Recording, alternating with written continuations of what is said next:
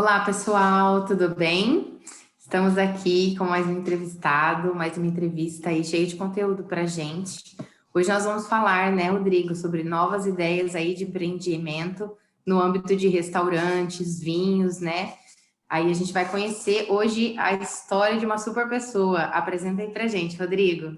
Só se for agora.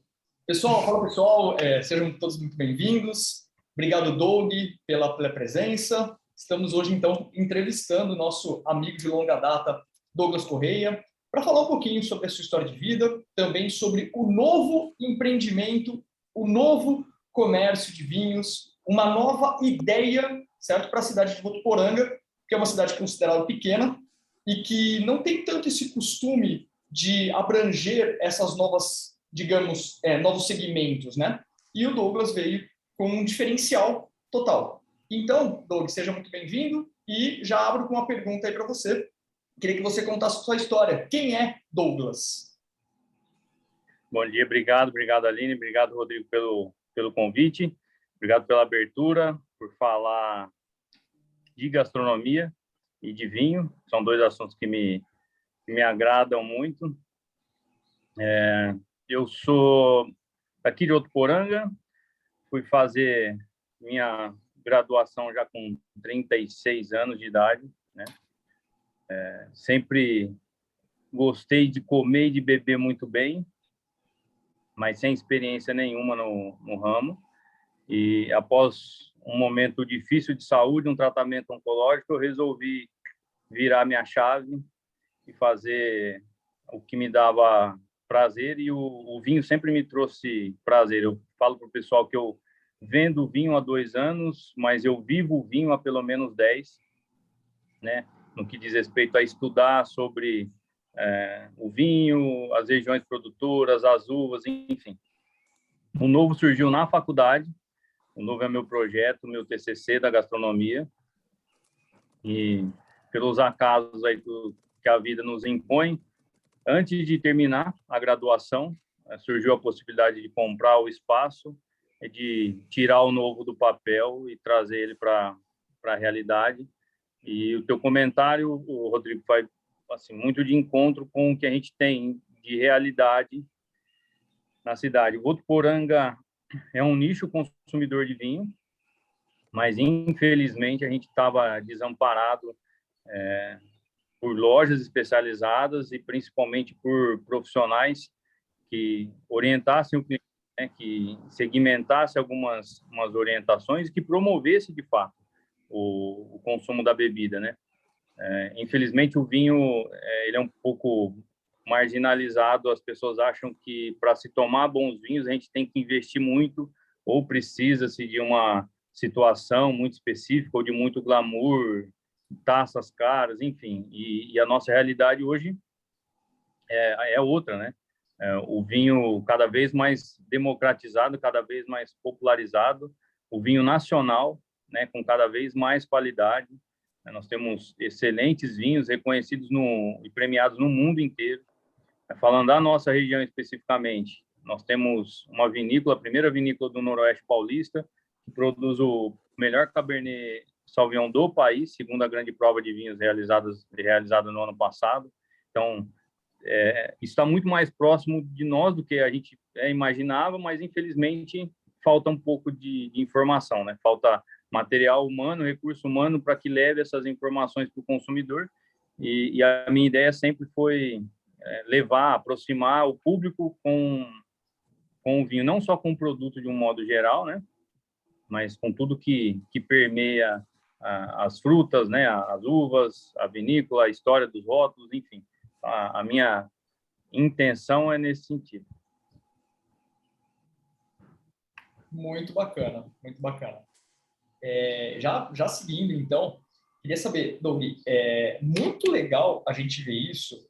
Nós, dentro de um ambiente acadêmico, a gente muitas vezes, talvez 99% das vezes, eu não vou ter a porcentagem precisa aí da coisa, mas o TCC, ele muitas vezes é feito por forma, né? A galera vai lá, pesquisa qualquer coisa, elabora qualquer coisa que eu digo, nada aplicável, nada que seja possível ser aplicado. Ou até possível, mas nunca ninguém pensa nisso. né? E você trouxe exatamente isso, talvez pela maturidade que você tinha quando se formou, talvez na maturidade que você tinha pelos empreendimentos anteriores, trabalhos anteriores que você teve, né? Tudo isso acaba contribuindo. Mas qual que foi o primeiro passo? Você falou que surgiu a oportunidade de comprar o estabelecimento. Legal. Depois da compra desse estabelecimento, qual foi a tua primeira dificuldade em empreender mesmo? Funcionários, fornecedores, público, divulgar isso? Que me diz aí.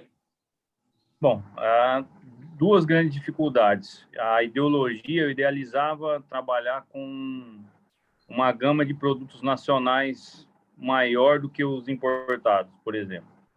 E viajei para fazer alguns contatos comerciais, tal, e na época eu tive muito mais abertura de vinícolas de fora do que as nacionais.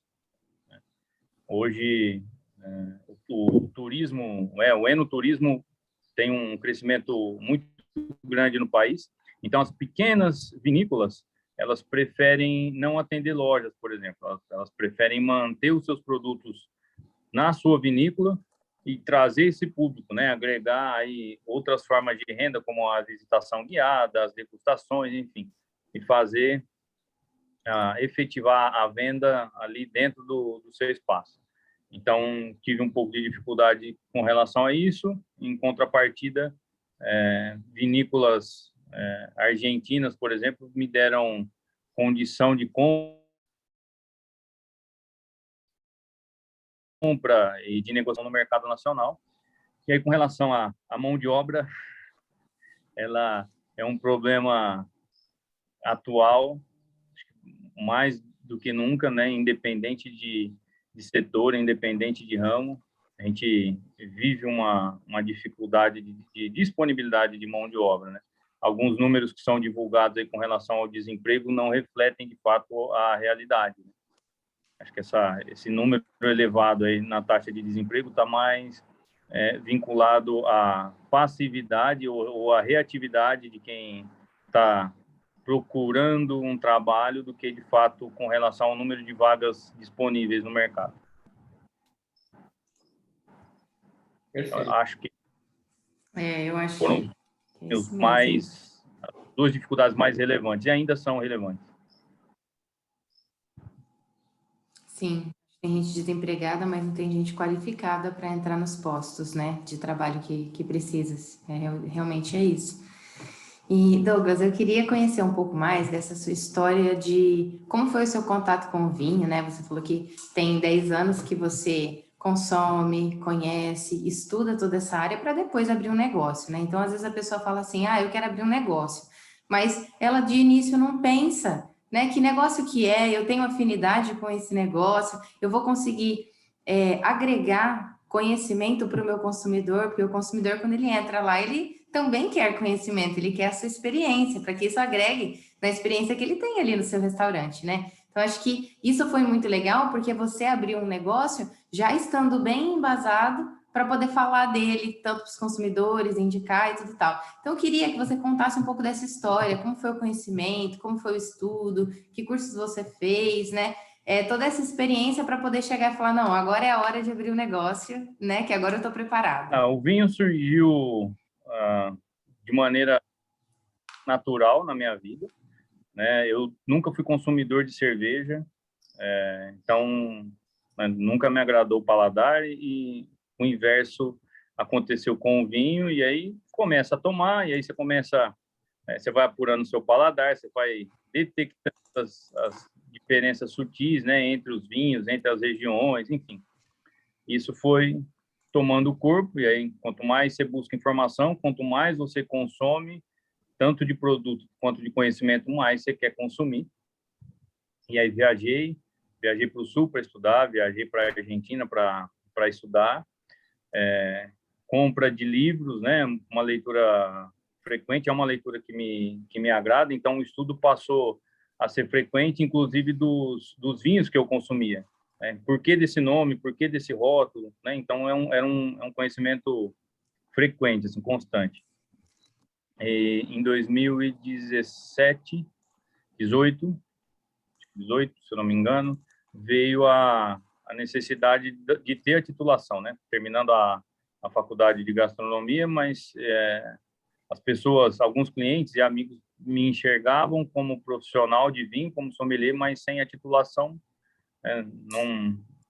não cabia eu pensar e me ver dessa forma. E aí foi através da W7, que é uma escola inglesa, né, que tem unidades no Brasil e em São Paulo.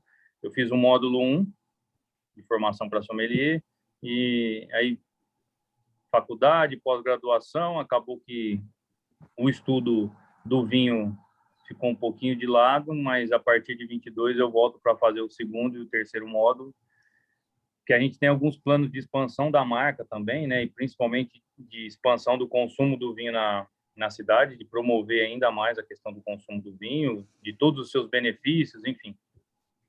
E aí, tendo um embasamento teórico ainda maior, aí a ideia é formular alguns cursos, né, montar algumas confrarias dentro do espaço, né, nos dias de ócio do restaurante, né, nos períodos de ócio, algumas confrarias temáticas, que o grupo não precisa estar fechado, né, então a gente vai se organizar nesse sentido, porque a gente tem inúmeras confrarias na cidade, mas que já tem o seu grupo fechado. Então, por exemplo, a Aline gostaria muito de participar de uma confraria, mas ela não tem mais 12, 13, 14, 15 amigos para montar essa confraria. Então, a gente vai disponibilizar durante alguns dias da semana para que pessoas possam participar dessas confrarias que vão ser organizadas por mim e pelo Novo. Maravilhosas ideias. Nossa, muito bacana mesmo, muito bacana.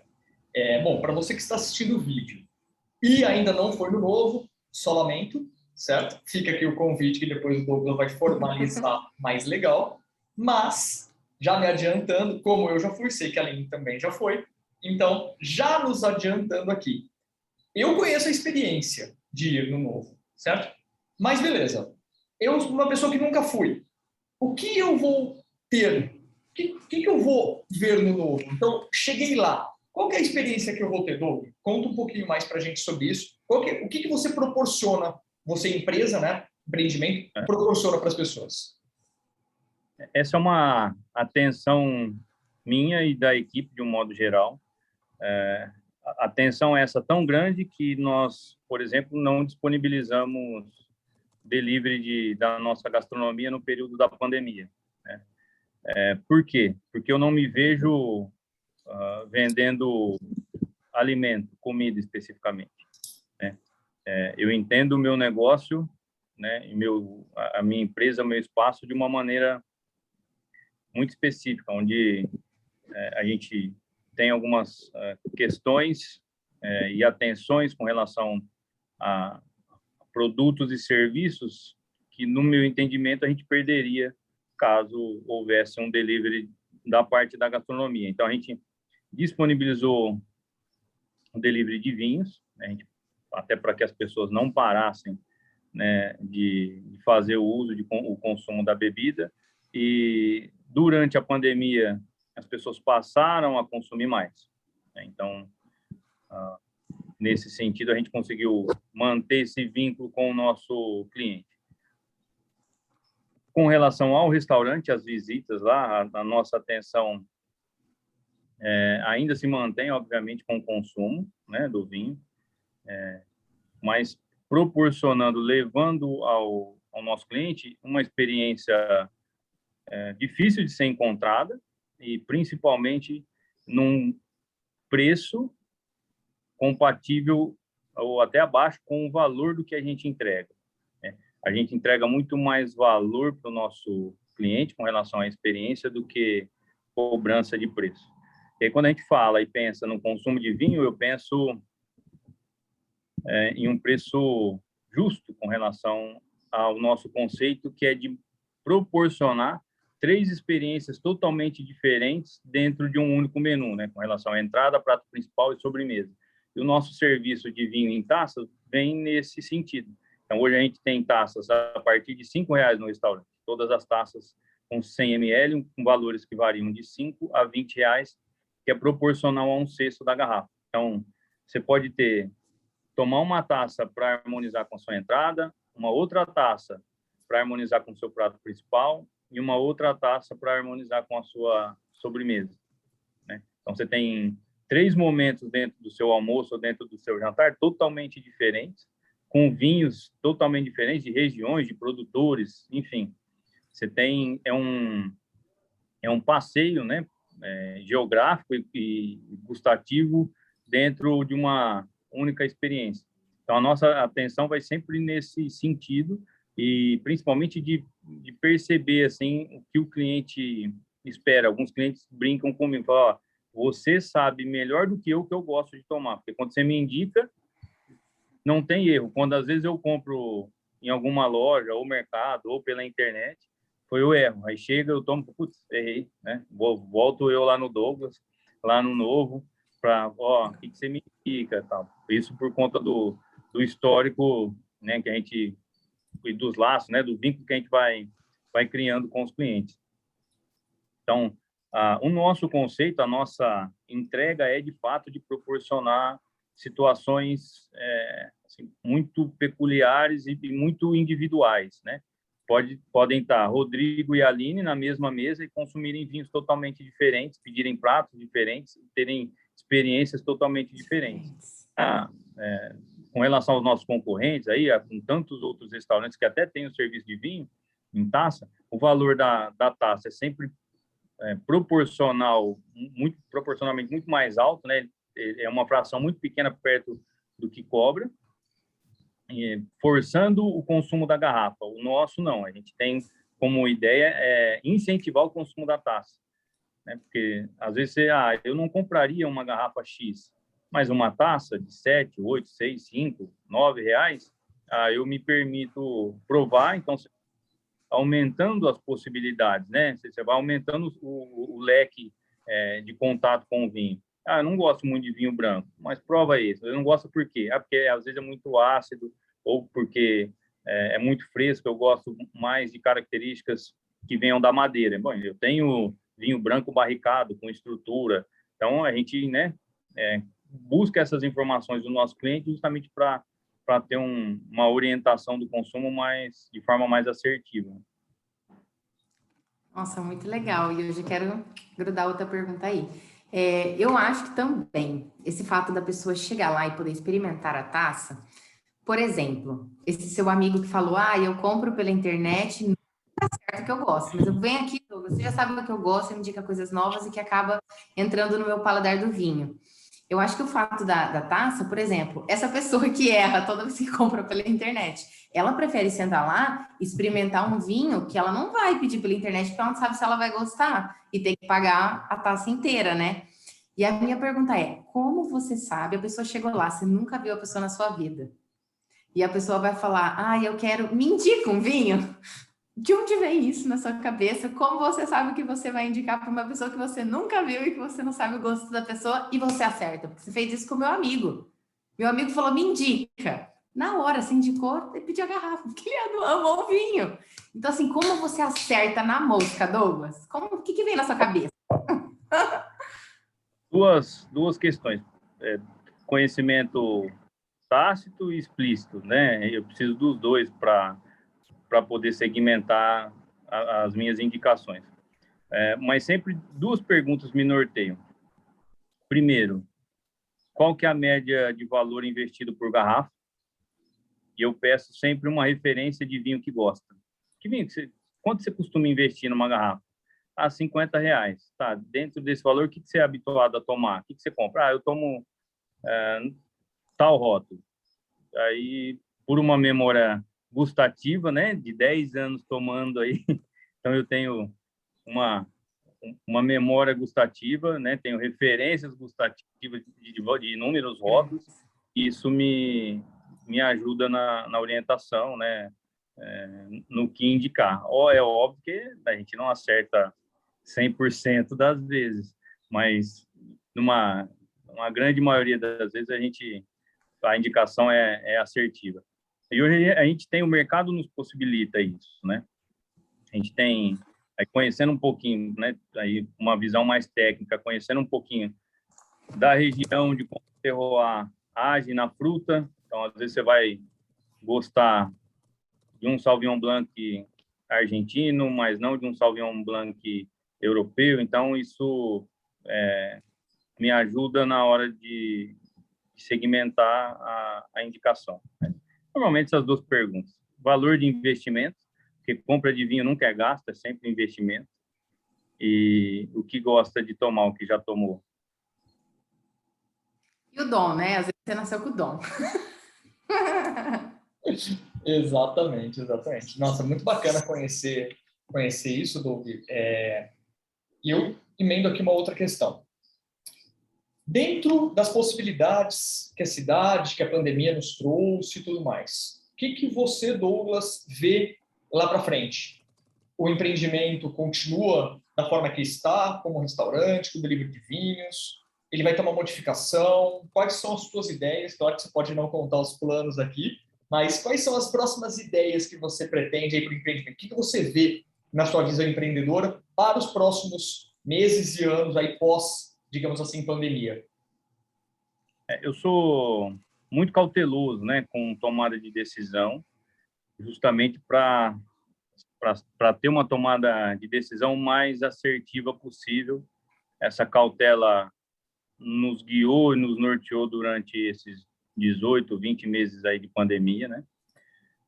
Onde mesmo em um momento de crise, né, um momento de extrema dificuldade econômica e de saúde pública no Brasil, mas falando com relação à economia especificamente, nós tivemos um aumento no volume de vendas, um aumento no volume de consumo. Óbvio que a gente precisou entender a mudança do perfil do consumidor, né? O ticket médio, o valor da garrafa vendida, ele diminuiu, mas aumentou-se o volume de compra. Então, foi preciso fazer alguns estudos e algumas análises de números nesse caso, mas, enfim, nos mantivemos vivos e ainda com um percentual de crescimento mês após mês. Então, mas isso, obviamente, tudo decisões tomadas com muita cautela. Em alguns momentos, a gente foi questionado até por conta dessa tomada de decisão diferente, né, do que o mercado vinha trabalhando, mas o resultado, né, aí, abertos e crescendo. A gente, dentro do TCC, né, como eu mencionei, que o Novo é meu TCC da faculdade de gastronomia, a gente já tinha alguns planos de expansão da marca, né? Então, o delivery de vinhos era uma ferramenta de expansão da marca, ia acontecer em um outro momento, e a pandemia, né, nos fez com que esse projeto, que essa ferramenta fosse antecipada. A gente se mantém com o delivery, a gente hoje já tem a venda dos vinhos em uma plataforma digital, né, um aplicativo de delivery, e a gente provavelmente, a partir do segundo semestre do ano que vem, a gente deve lançar um clube de vinhos com a nossa marca também, né? Então, mas isso demanda tempo, demanda planejamento, né? Porque o volume de compra é razoável, tem uma negociação muito específica com relação às importadoras ou vinícolas. A gente já tem alguns clientes que pagam uma mensalidade por mês e eu faço a seleção dos vinhos, e aí de acordo com o gosto de cada um, então não é uma assinatura corrente, frequente, né? E isso vai acontecer muito provavelmente a partir do segundo semestre do ano que vem. E a ideia é levar a marca para outras cidades. Eu já tive proposta para Rio Preto e para Goiânia. Por conta da pandemia, acabei declinando dos convites, né? Porque eu entendi que não era a hora. Mas vai chegar o momento, né, de que essa ideia não fique restrita a Votuporanga, né, que ela seja implementada em outras cidades, até porque o mercado, de um modo geral, vem em ascensão. Durante esse período também da pandemia, a importação do vinho nacional subiu consideravelmente, acima de 80%. Então, a gente começa a entender como o nosso produto é valorizado lá fora, e, infelizmente, em alguns momentos, preterido aqui dentro, né? Então, a gente vai caminhar, provavelmente, em mais de uma categoria de clube, né?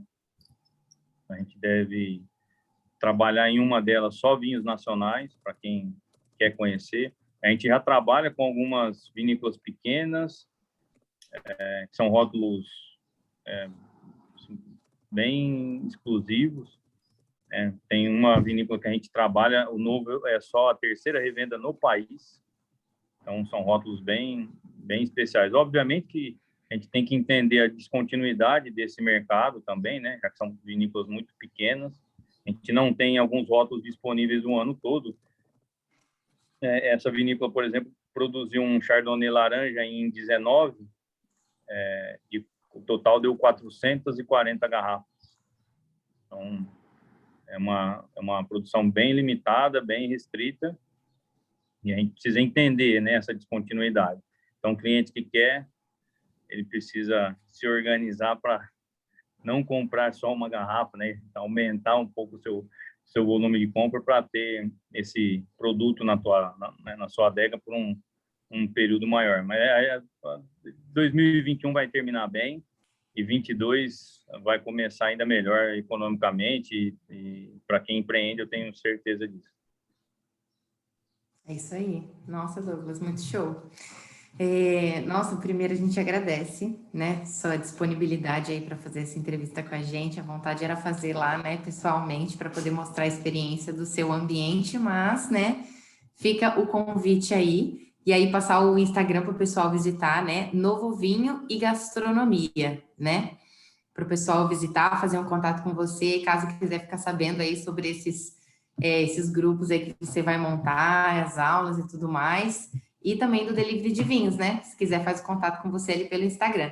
E fechando aqui o nosso, já entrando para o encerramento da nossa entrevista, habitualmente a gente pede umas indicações. Então, mais do que nunca, eu acho que está todo mundo esperando para que eu te peça, né, aí umas 2 indicações de vinho diferentes aí.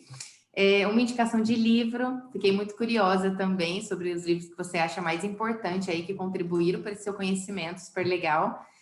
E indicação de uma pessoa, né, que você se inspira, pode ser na área do vinho, pode não ser, pode ser no âmbito de negócios, pode ser uma pessoa da sua vida, né, particular, que você se inspira aí nas suas ideias, nos seus novos negócios, igual você tem essa visão sempre de futuro aí.